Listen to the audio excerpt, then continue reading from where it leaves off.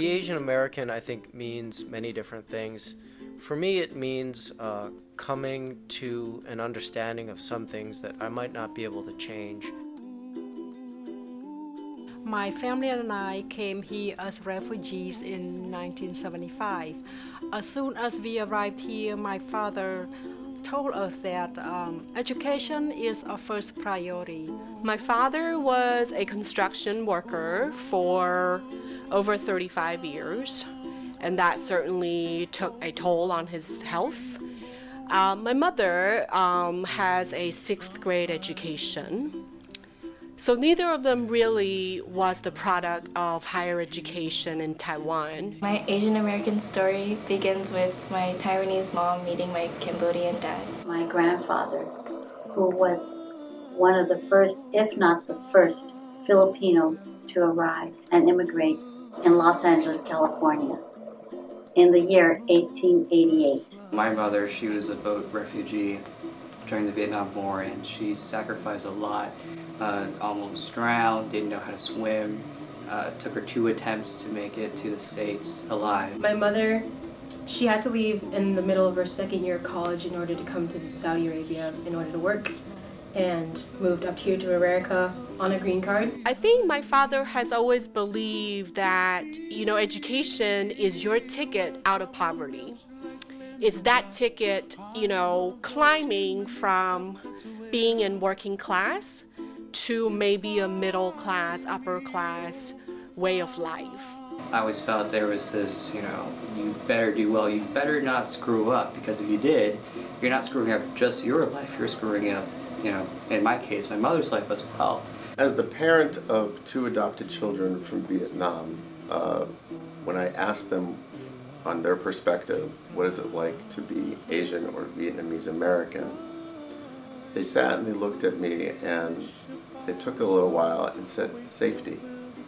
There still is a sort of sense, a feeling of a glass ceiling, a sense of limitation, and a sense of having to be patient that a lot of other people might not be willing to invest that time and energy to look in that direction.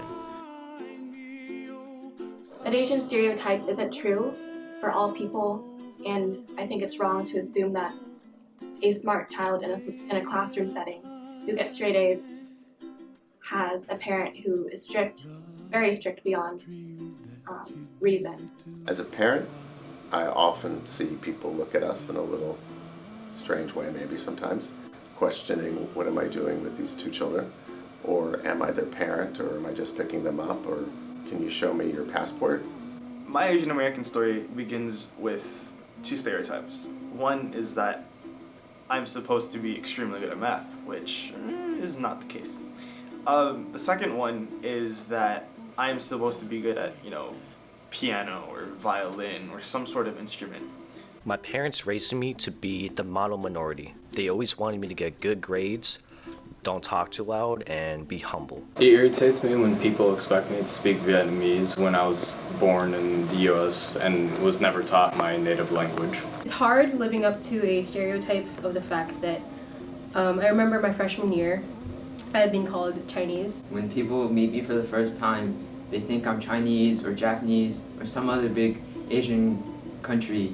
Nguyen is the most common last name in Vietnam, and it doesn't mean that we're related. I hate dealing with American media reducing my ancestral land to a stereotype of exotic tradition and abject poverty. My nationality is always questioned, and when they find out where I'm from, they always associate me with negative aspects of my culture. There are so many different countries where Asian Americans are from, and there are so many different stories that Asian Americans have, different experiences.